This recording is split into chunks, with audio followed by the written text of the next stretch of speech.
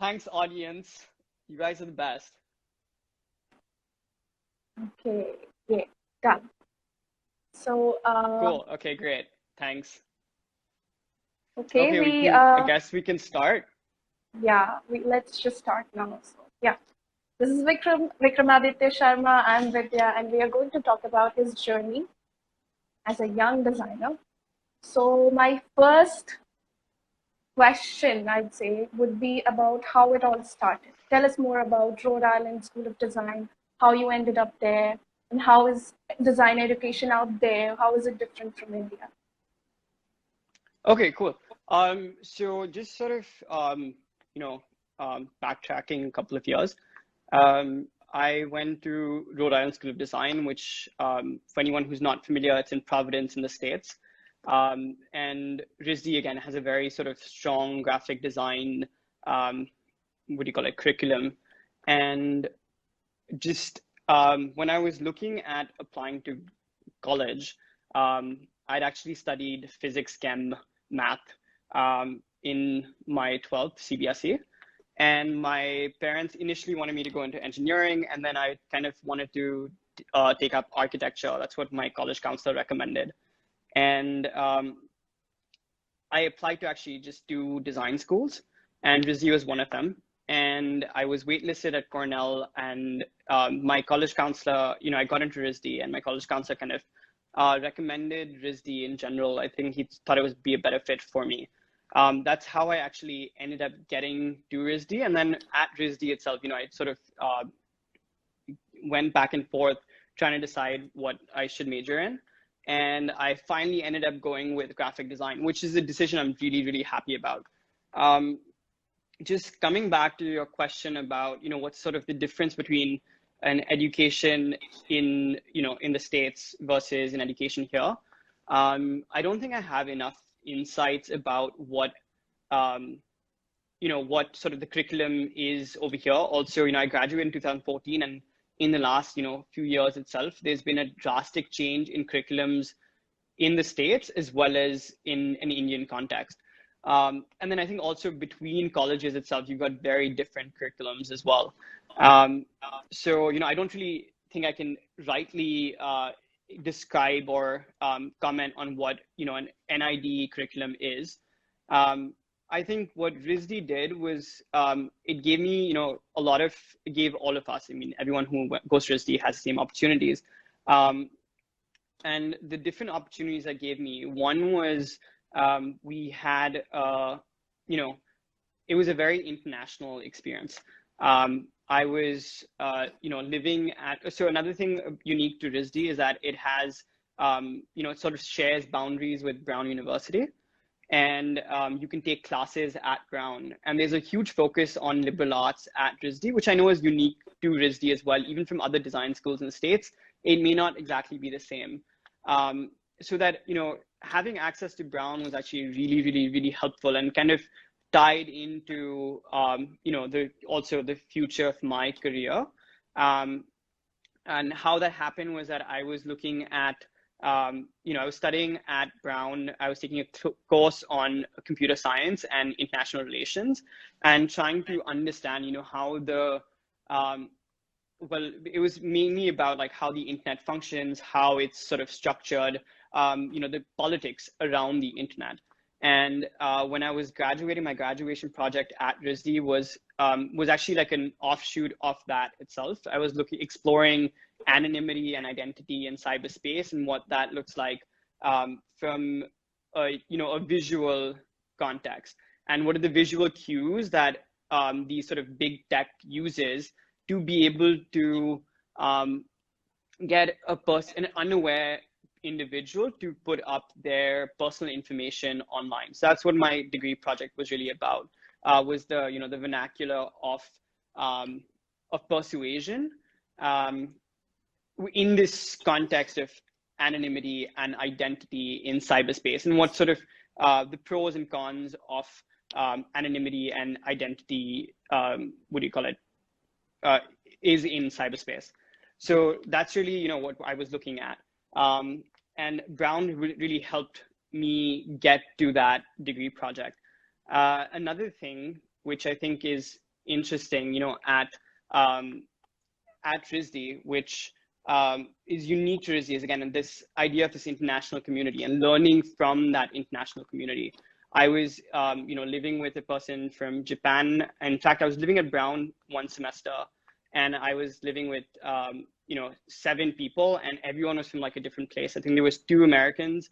I had a Polish friend. I had a friend from, a couple of friends from Brazil. There was, you had just a French person. There was just a bunch of different people, and having access to that sort of multicultural references, I think, is unique to, again, that education system, which I don't know if exactly exists over here in this context. That being said, I think coming to design and design curriculum, I think design is also, what you make of it. And I think that, there are plenty of designers who may not have the access to go to like, a school like RISD, but I still think they're able to succeed and, even go like further than a person from RISD. It's also how much you kind of put into your skill development, how much you kind of grow as an individual.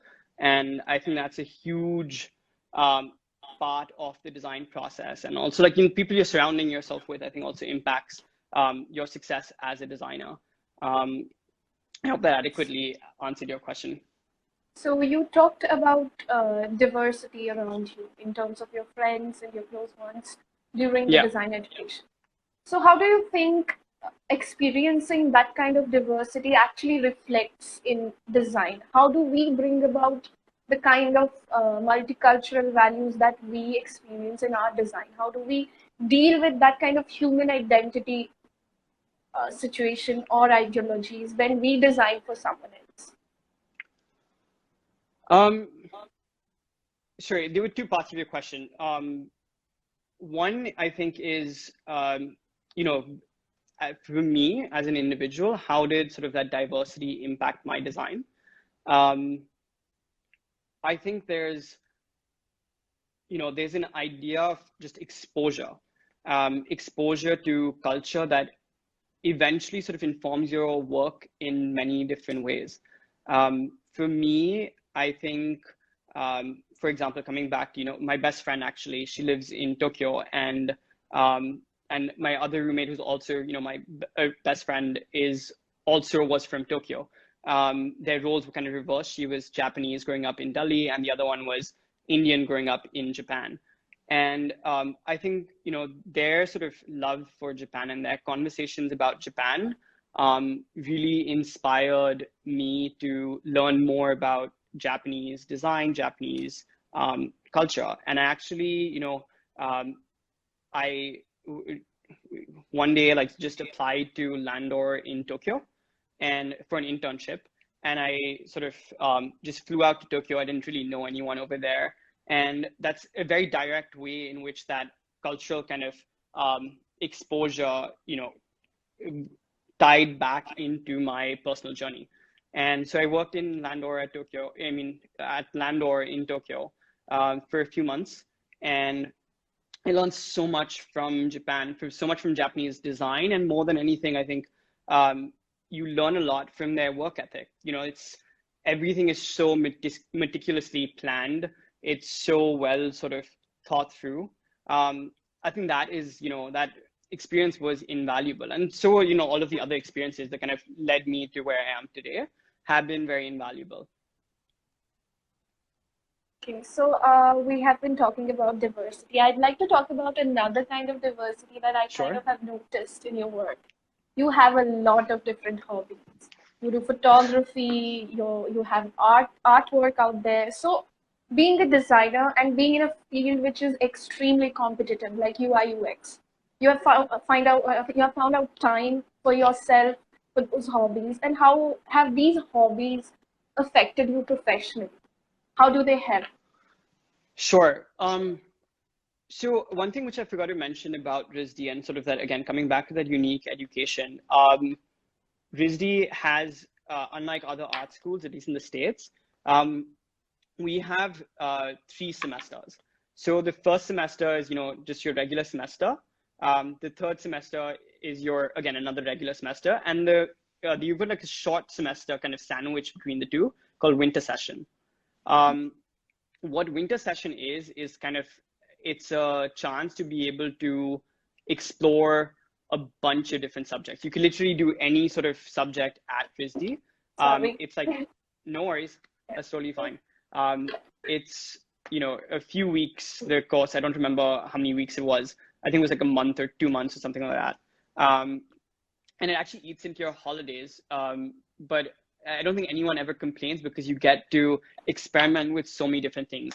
I personally, I looked at glass blowing. So I learned how to blow glass, which is one of the coolest things, you know, coolest experiences I've had.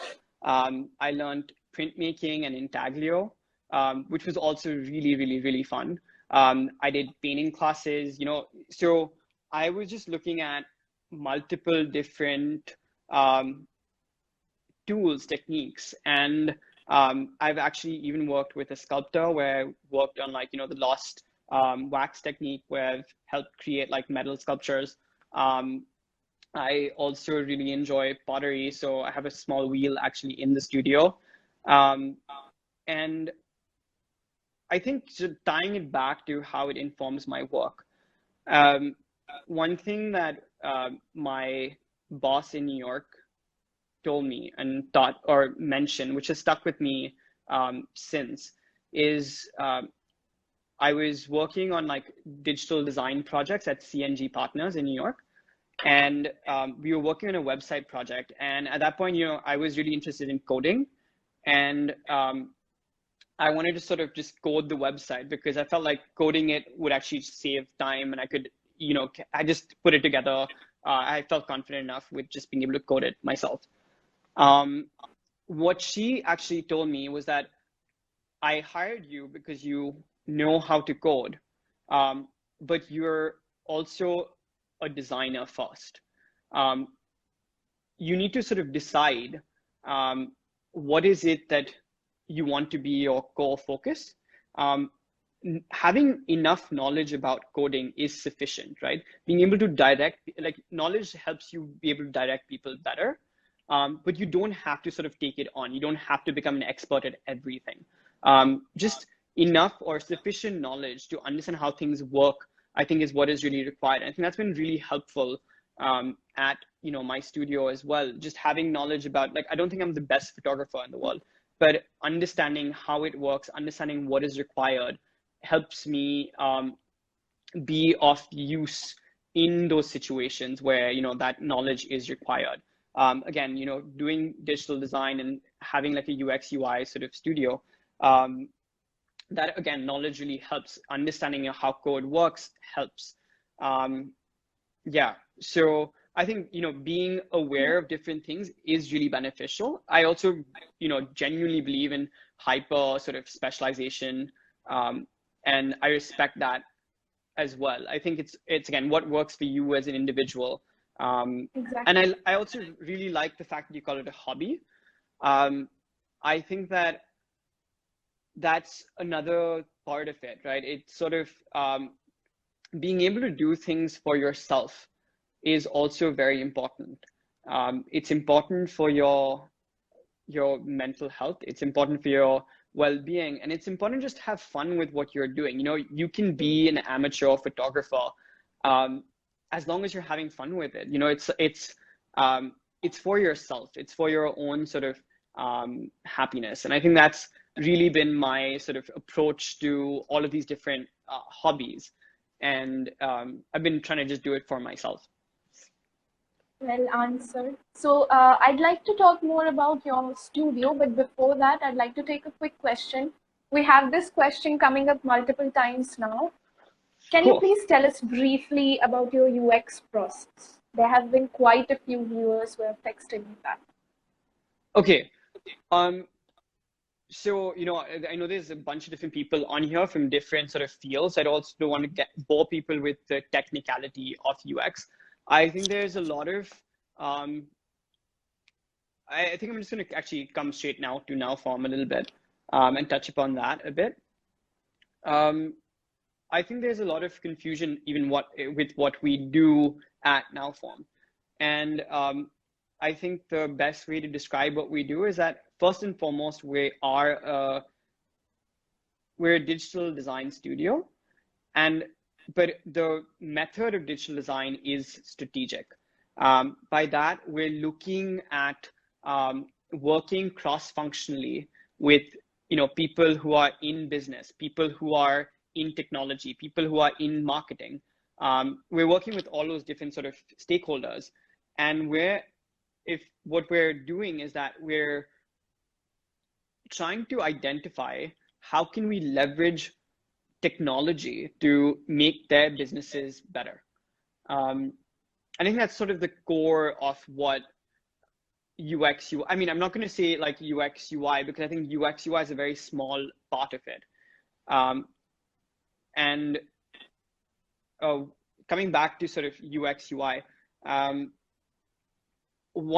we would sort of take on a project at Nowform is that we'd focus a lot on what is happening in technology, what is happening in sort of that industry, whatever the problem statement is or the client is, that their industry, what's happening in their industry, what's happening in design, and how can we sort of leverage the best of all of those pieces to then be able to make their business better. So, that's a huge part of what we're trying to do. And the process itself varies from client to client. It will usually look like, a lot of research. That could be primary and secondary research. Primary research could be actually talking to customers, talking to stakeholders, having conversations. And then the conversation style sort of varies a lot. The second thing, which I think we do a lot of at the studio, is a lot of benchmarking and a lot of analyzing, what is already out there. And I think just being able to also just create those patterns then actually ties into other clients and other sort of works as well. And that's sort of the first leg of it. And then finally is when we actually go into design. Also, I want to just add one more thing, which is a huge part of UX UI, is also planning. I think there's, when you're working in this more strategic sort of role, what you're also looking at is that you're directly interfacing with senior management. You're directly interfacing with like the decision makers. And because everything that you're doing is going to be customer facing and it has a direct impact on your business and your revenue, right? That's the objective of UX UI. So you're interfacing with these senior management people who sometimes understand technology, but many times may not even understand technology. And what your sort of role is to help create a roadmap for this client, a roadmap that you work with this person to explain the relevance of what you're doing, explain the necessity of it, and to then also help create that strategy, create those sort of indicators of success, and to then carry that out. So I think the first, the huge chunk of it is also just like planning and strategizing. And I think that's a lot of what user thinking, user strategy, user experience is about today. So you kind of very well described how Nowform works.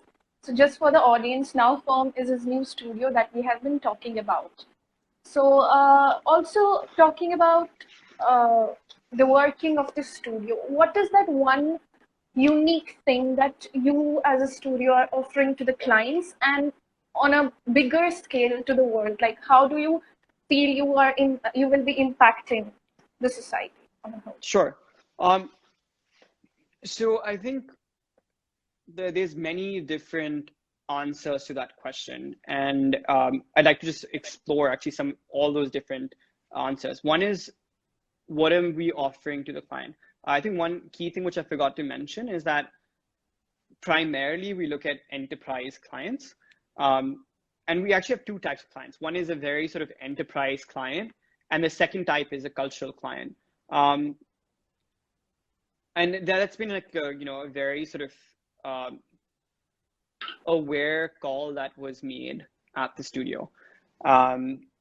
Thinking about the enterprise client, it comes back to this idea of strategy and of just having a lot of knowledge about technology, having a lot of knowledge about understanding their industry, investing in understanding their industry, and then having sort of valuable insights that you're then providing to those clients. That's one portion of it. And then we're working with, creative clients, more cultural clients, which I think it's a two-way thing. One is it's also an exploration of design. That's where we would, take on more like branding projects, brand collateral kind of projects, photo shoots, different kinds of, again, this multidisciplinary work. That's, a different exploration of design, which also, helps, and it ties back to the UX UI, because you're sort of taking those learnings that you're having, those creative learnings, and then you're trying to reimagine that in a digital context. And by that, what do I mean? Like, we have one thing which we looked at the studio is skill sets. So we have a bunch, first, I just sort of like to pause for a minute and say that I think the studio itself, it isn't just my studio. It's a collection of designers, and I'm really, really happy with the people that I work with. They're all individuals. They're all incredibly talented, and they all kind of contribute to the studio and to the culture and to the projects. And so that's like, one just sort of call out to, and the team is also on this, that it's all of those people that kind of compromise and help create that studio. Coming back to, again, what I was saying earlier is that the way we've set it up is that different people have different skill sets. So, we've got Shonali, who looks at animation. We've got Nimish, who does like a lot of 3D design. We've got Arya and Subha, who are, again, like more UX, UI. Subha does illustrations, Arya does packaging. Everyone has sort of different unique skills. I mean, that and much more. They have other skills as well. But we're trying to actually build that into the UX, UI as well. So, we then don't limit ourselves to those tools. We'll get different people on board who can kind of help create those tools. So we'll create a website which could have 3D animations on it. It could just, the possibilities become endless. And then there's also this idea of collaborating with different designers to be able to then help create some of those outputs. Coming back to, now a few steps before, we're also at Nowform, we're also trying to like look at redefining sort of how a studio is set up. I think one of the unique opportunities that we have as a small studio is everyone gets to be a part of the process of creating something. So, I think that comes back again to that Japanese experience, even New York as well. We're really trying to help create a lot of process. By that, it could be, management processes. It could be just a lot of tools that can help productivity. Those are things that we invest a lot in, and I think everyone is a part of it. So you've got on one hand, you're learning a lot about design itself, but I think on the other hand, the entire team is also learning about how do you actually set up processes? How do you set up some of these tools? And I think that's a huge sort of benefit of the studio, and that speaks back to the work culture that we're creating. Coming back to also like how we're trying to impact design and the design culture, that's another thing we're really focusing on at Nowform is how do we interact with the world around us? By that, one of the things that we've started doing and we're going to be doing a lot more of is actually putting out our research and our findings. One thing we realized was that there's a like there's barely any content about digital design in a Southeast Asian context that exists online. And since we've been doing all of this research and we've been anyway doing this for our clients, we're thinking about how do you kind of put that together in some way through the form of reports or research and writings or even opinions, and put that out into the world for designers like you and me to be able to then reference. So while we're talking about this, can you also talk about how do you see inclusivity as a goal for any design? Sure. So I think inclusivity as a subject is, again, very core and very personal as well to the entire sort of studio setup and the entire dynamic. Coming back to what I mean by that, subjects around inclusivity are constant discussion points at the studio. Even recently, we were doing a benchmarking for a banking client, and one of the sort of one observation that we observed was about inclusivity, and it was looking at banks are now actually turning towards creating experiences that are targeted more towards millennials and Gen Z. There's a very interesting, actually not just one, there's multiple different reports by McKinsey which outline change in the sort of psyche of these generations and how they value inclusivity a lot more than previous generations do. So as a brand, it's also just smart for business to be able to start recognizing something like different genders, different sexualities. That's, again, it's on one part, it's obviously it's a conversation about liberal ideals, but on the other hand, it's also smart business. So that's the one of the insights that we found, and then we are looking at how do we now create these more inclusive digital experiences for the bank that we were working with. That's one part of it. A similar sort of thing happened for another client, which was an insurance client. And this is actually, a really interesting insight that, again, Arya Subba working on this project for this insurance client. And the way insurance is set up is that it's very gendered. You've got insurance premiums that are getting calculated based on the insurance premium for a woman is very different than the insurance premium for a man, which I don't know if everyone's aware of. But that's an interesting insight as well. So now let's say that I'm looking at other genders. So how do you now create systems that are able to calculate insurance premiums for a spectrum of identification? I think that's more at an institutional level that you need to redefine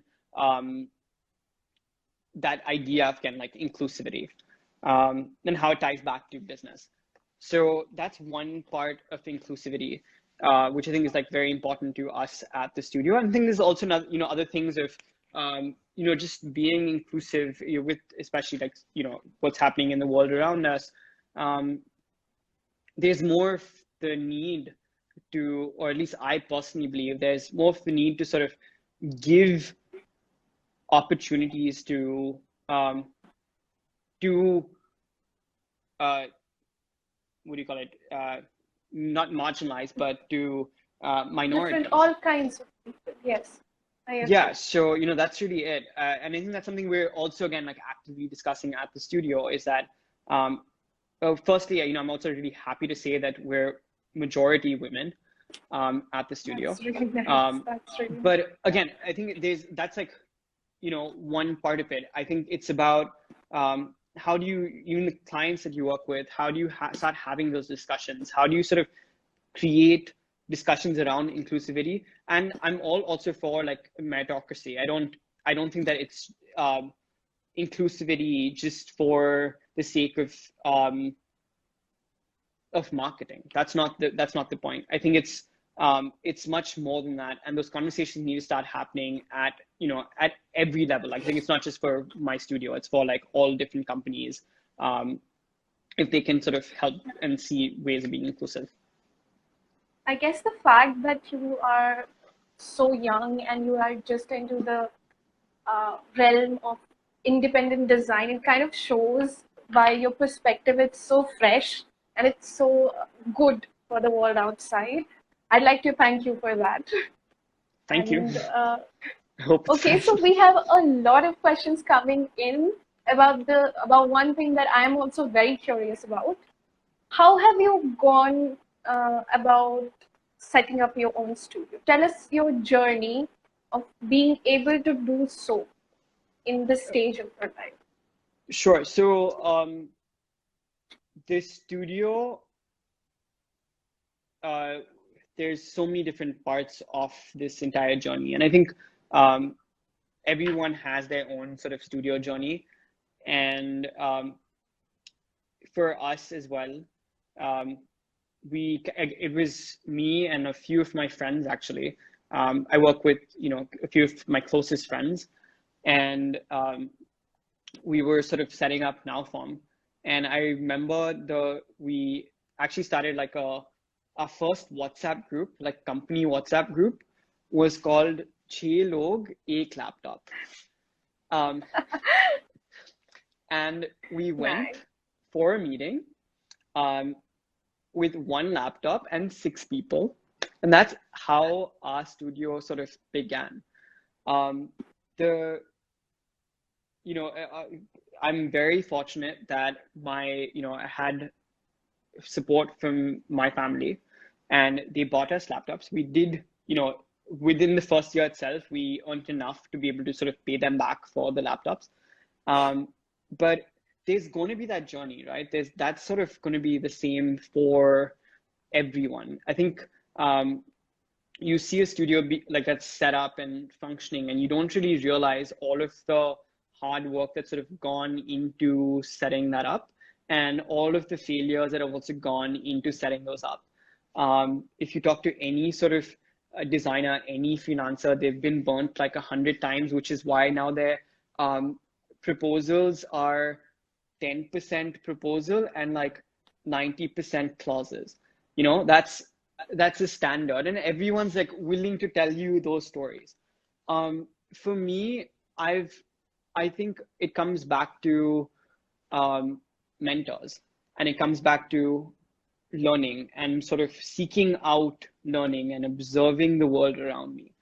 I think that's really how my sort of studio journey went.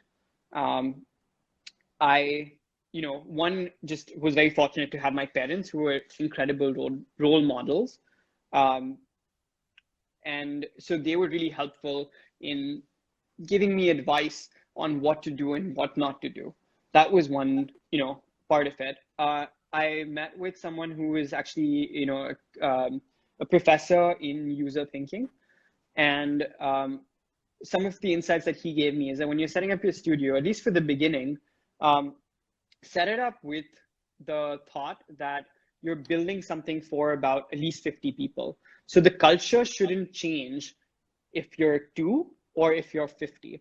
And that's what, you need to sort of create that roadmap at the very beginning. Another interesting thing that he also told me is that one of the biggest problems that people make is that they hire out of fear. By that, you would hire someone with the fear that that person might be better than me, might replace me. What he said is that you should always try to hire people who are at the same level, or if not slightly better than you at what they do. And that, I think, was also, again, another really invaluable lesson that I learned, and I would sort of love to share with everyone. And that's actually like proven to be very true. I do think that, everyone who I mentioned on my team, they're better than me at those skills. They're 100 times better than me at those skills. And that's why it works. They're also bringing something to the table. I mean, it isn't just one person, playing dictator. I think, another part of the studio journey is having lots of conversations with multiple different people and understanding from them, like, what to do, what not to do. And I'm not just saying talk to people who own studios or talk to people who are working this field. Have conversation with just business owners, have conversation with corporate professionals, understand what are their processes, and try to learn from that as well. It's all applicable to you. Just conversations is very important. Another thing which I think is very, very, very essential, which was really helpful for me as well, is making friends along the way. I think that's, have fun with it. Try to like create sort of relationships and honest relationships as well, like make friends, because you'd never know when someone might be able to help you. And I don't think that's the goal either. You're not making friends to like get them to help you. I think you're just actually creating real long-lasting friendships, even for like mental sanity. Like you need to have that. And I can't stress like mentors enough. I've been very fortunate to have like tons of mentors that have, helped me along the way and continue to help me along the way. When I moved back to India, I knew nothing about design in India. And it's, India has another problem, which is that nothing exists online. It's just through those conversations that you actually learn if, what are the good studios, who's doing what. So go out, have those conversations. I think one last thing, which comes back to, again, setting up your own studio. If you're a designer working at a studio, there's a lot that you can learn from the people who are leading the studio. And I think again, try to find studios to work in where people who let you into that conversation. They'll let you learn about finance. They'll let you learn about how to price things. What are these clauses that you would have? Try to seek out those people to work for, and who also don't feel threatened. Like I think you need to, and that's another sort of again, another unique thing about Now Firm is that we're also trying to like help create a lot or impact a larger design community. And I think that the way forward for design in India is also through collaboration. It's through this design network. I think we can't be, big fish in a very small pond. I think we need to all sort of speak to each other. Studios need to talk to each other. Studios need to talk to freelancers and individuals and students and, very established people. I think that will impact design in India and the design landscape a lot. So, like, your journey is really unique. And what I felt was there are two things that you have been putting a lot of importance to.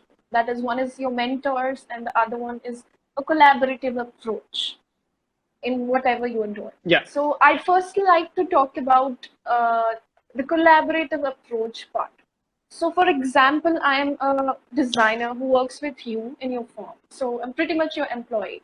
But we have talked at length about what is your give back to the world, how are you trying to impact it.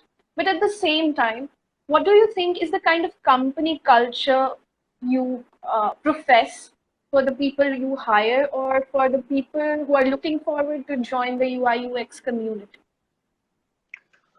Okay, so again, two parts of it, right? One is company culture. Firstly, I don't like using the word employee. They're all my colleagues. They're my friends. And I'm fully also aware that that's only at a certain scale. And then after a certain point, like the studio will take its own course. And I don't want it to be like an owner studio either. I want it to be like a professionally run system. About the culture, I'm looking at, and this, we've actually identified a bunch of roles and responsibilities that we expect the teams to have. And that's for like everyone, that's like for project management. We've got like a great project manager, Deepthi.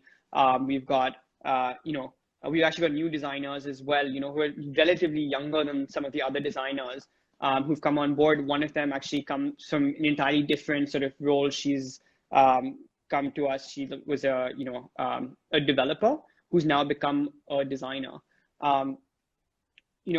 We're looking at hiring unique people, and people who have their own point of view. It might be different than my point of view, but that's sort of that drives culture as well. We want them to have opinions about the culture in the studio.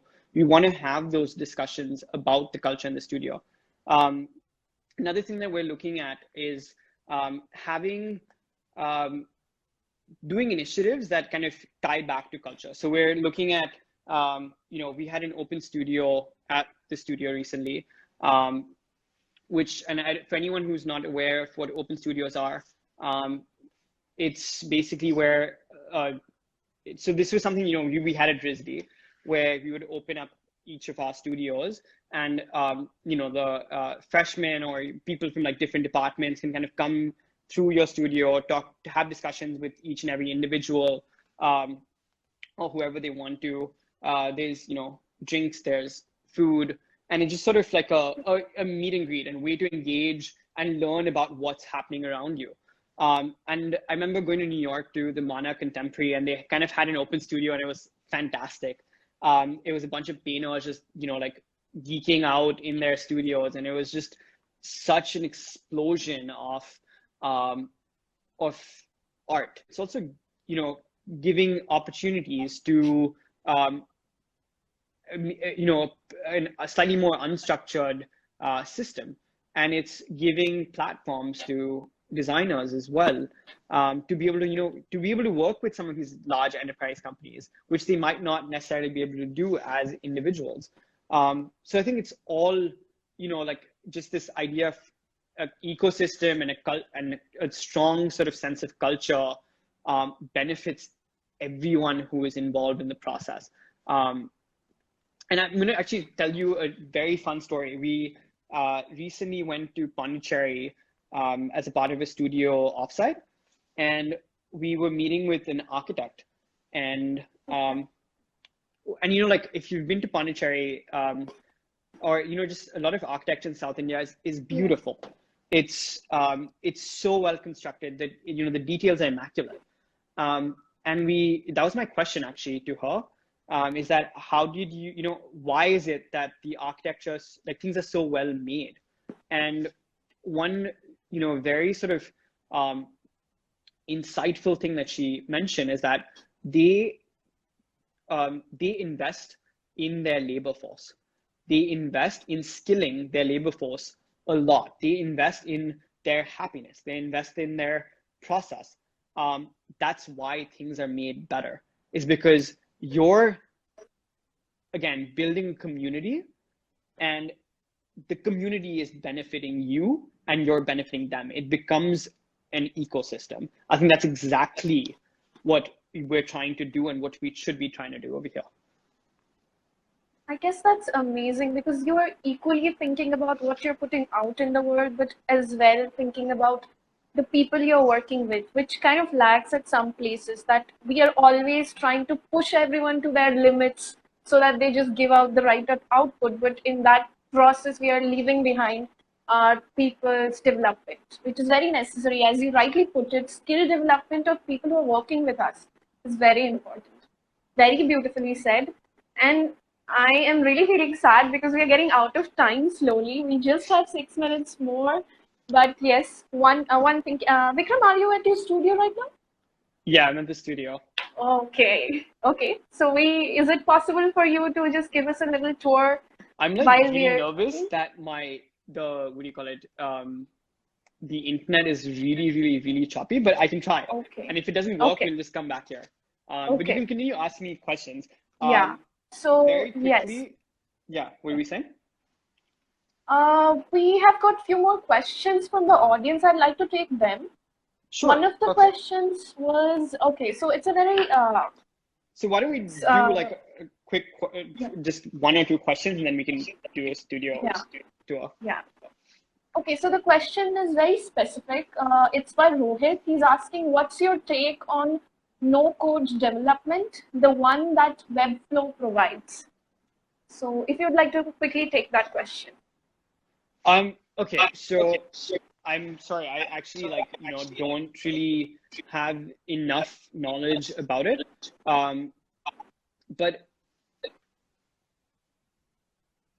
they are, I mean, they obviously are a lot of limitations to no code development. I think that it's an interesting sort of way forward to look at design and development holistically. I feel like it's still kind of nascent.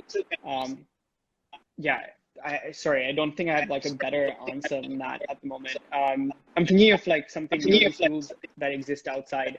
We've been using something like Shanali from my team has worked on a tool called Hype,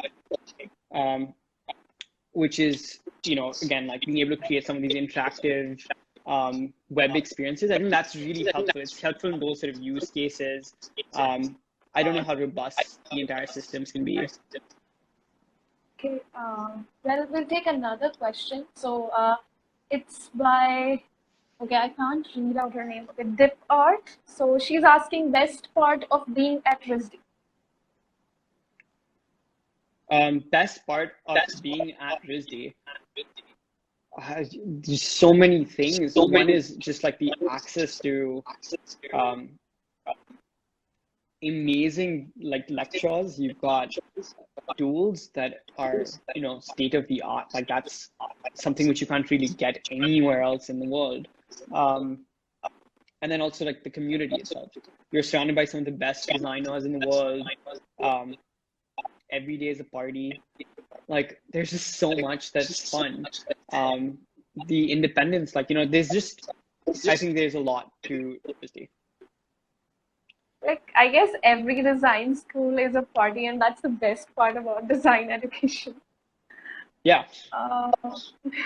Okay, so maybe we can take the tour now, and Cool. maybe we can also kind of extend the session by 15 more minutes. Okay, so that's the, this is the studio room actually.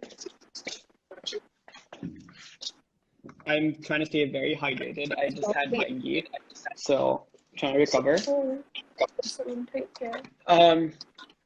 So we also, very conscious about how the studio is and what it feels like. We wanted it to feel very comfortable and, a place where people can feel relaxed and just sort of lounge and exist. There's design decisions as well. Like, we chose an L-shaped couch because if you look at, we have a small library over here which has tons of fun like design books. That's cool. And I've like spilling out of like everything, as you can see. That's actually some of my personal work. Yes, the Aurora.com series, if I'm not wrong, right? Yeah. That's amazing, actually. Can you tell us something about it while we go around the studio? Research, they say that because it's amazingly eclectic. Hi. Yeah. Should we say? No, I was asking if it's possible while you take us around the studio, you can tell us about it. Oh, I think what do you call it? The internet's kind of choppy, so I'm gonna go back upstairs. Okay. That's like our workstation. It's amazing. Yeah. The kind of natural light that's flowing in, I guess everyone is studio. going super active.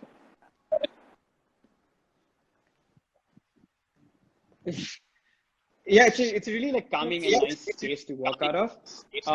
But again, the thought over here is that we wanted to adequately also be a space that we can conduct user research. and we can, we can have people also kind of exist in the space and, bring clients in. We can have friends over here. There's a lot of different things that we've set up. So we have a photo studio. I have my pottery studio. Because of COVID, I also set up like a painting studio. Like we've just sort of been slowly building this. We're building it out of, like literally like every time we earn more money, we're like buying like one piece of furniture. That's kind of how it's been going. And yeah, it's a never-ending project, and it's super, super, super fun. And again, we're all co-building this entire space. And then everything also we wanted to tie back to the work that we do. So by that, as I was saying, we have a photo studio, so we can actually take photos for some of our clients in the studio itself. We have that, again, coming back to that couch. It's also, there's a thing where you're not supposed to sit, like while conducting user research, it's intimidating if you're sitting right in front of your subject. So they recommend sitting, like perpendicular to your subject. So, these are all different considerations that were made as a part of the process. It's really like the way you have thought about all the details is amazing. And I love that dog sculpture. Like yesterday also we were talking about it. It's amazing. It's adorable to have that in the office. Okay, so I have another question coming in. People are asking how they can collaborate with your studio. What is the way of approaching now? So we put out a collaborator post. You can email us at hello@nowform.co if you want to collaborate. Just send us your, like a brief about you, what your sort of focus is, and like a portfolio, obviously. That would be great. Yeah, that's really it. We actually, as I was saying, we put out a post and we were overwhelmed with the number of responses that we got. And like, it's incredible to see how many talented designers there are out there. So we hope that we have enough projects that we can actually collaborate with these hundreds of people. Someday, fingers crossed. But yeah, we've already started. I actually just recently, we're bringing on like a collaborator for a project. And as we scale more, I think this could be a very good way of also just scaling, is through collaborations. And I also think that's actually the future of design in many ways. This, especially COVID, I think has taught us that you can work remotely and you can work, across borders with people from all over the world and like help create things without actually compromising on the output.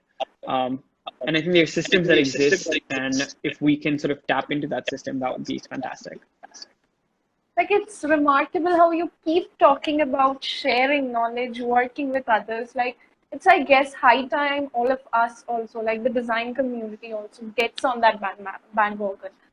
Okay, so I guess we will be out of time soon. So before we lose you, Vikram, can you please tell our viewers some tips and tricks about UI UX right now, being in the industry, how to thrive there, how to make our own mark? Yeah, I think it seems fine. Please tell us. Yeah. Okay, let's just start. So yes, you were telling us about pointers. Please continue. Yeah, so as I was saying, keep your ear to the ground, try to figure out what's happening around you. Try to understand, where are we in the world? What is it that people are looking for? And I think that's sort of one of the biggest ways forward. And have, again, those conversations with people. Talk to people who've set up their own studios. Talk to people who've worked in businesses. Try to have those mentors. Try to have sort of, you're going to face many different challenges. And you're going to have to turn to people to be able to kind of, who've already been through those challenges themselves, so you can also learn how to solve and face those challenges. I think another, a very important lesson that I learned is that you're not required to know everything, but it's really good to know who to go to when you're in, when you're sort of trying to, when you're confronted with a problem you don't have an answer for. So I think that's another really helpful advice that I received. And then again, just sort of don't be afraid, like just knock on people's doors. You're going to be starting off and you're not going to have projects. So make use of your networks, make use of colleagues, make use of, your classmates. Just reach out everyone, and people are willing to help. I think when you start actually reaching out to people, they're very helpful, and people are kind in the world, and they'll open doors for you. So just do that and be nice to the people, that you're working with. I think that's very important as well. Just genuine empathy is really essential. Yes, that's really nice of you to say. But adding on to that, this might be the last question, but I'm really curious to know about this. We are almost talking always about designers who are out there on their own, but I'd also like you to shed light upon people who are working on in companies in the corporate. So if you could tell us something about your experience there, so how do we thrive in such an environment? How do we keep our identity intact? Okay, I think this answer depends from person to person. I think I believe a lot in gut, and I believe in your instinct as a person who sort of had their own experiences, to be able to figure out what works for you and what makes you happy.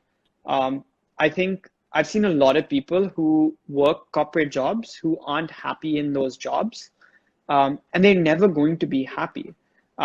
If you're a person who, can work a corporate job, do it. That's great for you. I am actually a person who I think I can do a corporate job as well. I'm not as fussy about it. And I've done, the corporate side of, I'm really grateful. I've actually had like a brand studio experience with Landor Tokyo. I've had a very, very, very corporate experience. I was in Texas, working for AT&T and looking at the entire digital transformation for AT&T. And that is as corporate as it gets. And I've also, worked at a small mid-scale studio, which was C&G Partners in New York. So I've had the different kinds of experiences. And I think that sort of, again, feeds back to my personal journey. But figure out, like, if you're happy, like, 1 year in, you'll be fine. But if you're deeply miserable, in that corporate job, you need to move on from that corporate job. I think that's sort of my biggest recommendation, is just do things that make you happy, and try to and also another thing I think is do things for yourself. Like with me, I'm doing my own artwork. I'm doing a whole bunch of different things, which is for myself. I spend the weekends, I'll do pottery. I will meet friends, I'll just do things for myself. I think that's another thing which is very important, very essential. And I think it's really, yeah. I was just going to say, like, I'm very fortunate. My parents were super supportive. They were like, do whatever makes you happy. I know that everyone isn't that lucky, and they might have parents who believe that those indicators of like financial stability is like very important. And there might be people who actually think that as well. I think those are conversations that you need to have with yourself. And in some cases with your therapist, but you need to just have those conversations. I think you need to like understand yourself and what makes you happy, and I think you'll succeed in whatever makes you happy. It's really well answered, and it's beautiful how you keep talking about mental health. But people need to be happy at the end of the day. That, I guess, pretty much all of us certainly kind of forget it while we are at our work, at our jobs, and which is actually very essential for our work to be good. Vikram, it has been a pleasure to talk to you. It has been amazing, and I have had so many questions streaming in. People had amazing questions, and this conversation was really vibrant. All the best for Now Form, and congratulations to have set it up at such a young age. Thank you. Thanks a ton. Pleasure speaking with you. And I thank my audience to be here. Thank you all for making this a great success. I guess it's time to go. Bye, Vikram. Thanks a ton, guys. Bye, everyone. Pleasure. Bye. Bye-bye.